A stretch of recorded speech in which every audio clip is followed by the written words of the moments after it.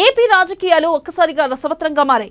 Deputy CM పదవి చుట్టూ ఆంధ్రనాట సరికొత్త రాజకీయం మొదలైంది.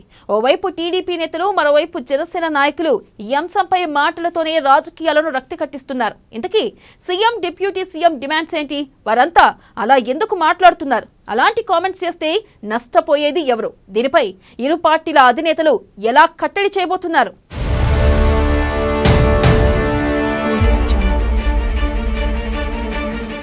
ఏపీలో హీట్ పుట్టిస్తున్న టీడీపీ శ్రేణుల మాటలు. లోకేష్ డిప్యూటీ సీఎం అంటూ కామెంట్స్.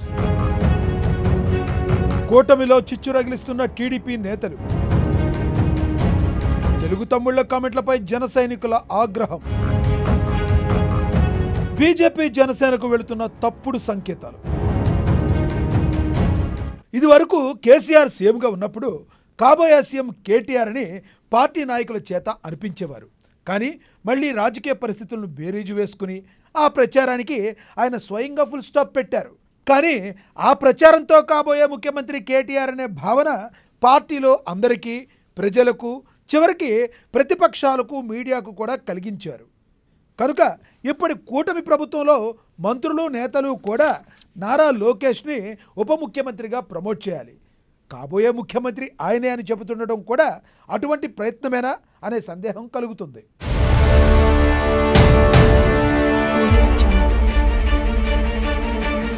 నారా లోకేష్ ముఖ్యమంత్రి కావాలని చంద్రబాబు, టీడీపీ నేతలు కోరుకోవడం సహజమే. కానీ అధికారంలోకి వచ్చి ఏడాది కూడా పూర్తి కాకముందే ఇటువంటి సున్నితమైన అంశంపై బహిరంగంగా ఎవరికి తోచినట్లు వారు మాట్లాడుతుండటం కూటమికి చాలా ప్రమాదకరం.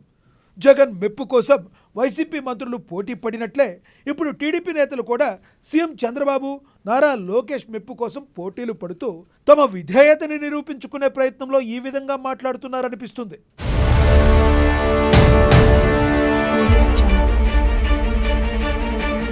మరో కోణంలో చూస్తే ఈ అంశంతో అందరి దృష్టిని బాగా ఆకర్షించవచ్చు కనుక రాజకీయంగా మరింత గుర్తింపు సంపాదించుకొని పార్టీలో మిగిలిన నేతల కంటే ముందుకు దూసుకుపోవాలని ఆరాటపడుతున్నారేమో.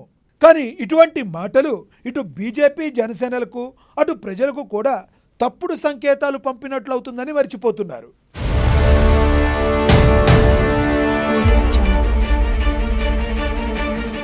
టీడీపీ నేతల అత్యుత్సాహం వలన బీజేపీ, జనసేనలో అభద్రతాభావం లేదా అసహనం మొదలైతే ఏమవుతుందో ఊహించుకోవచ్చు.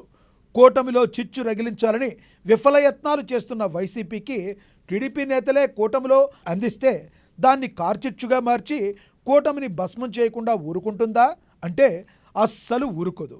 అవసరమైతే జన సైనికులకు మద్దతుగా నిలబడైనా సరే కూటమికి బీటలు పట్టిస్తుంది వైసీపీ.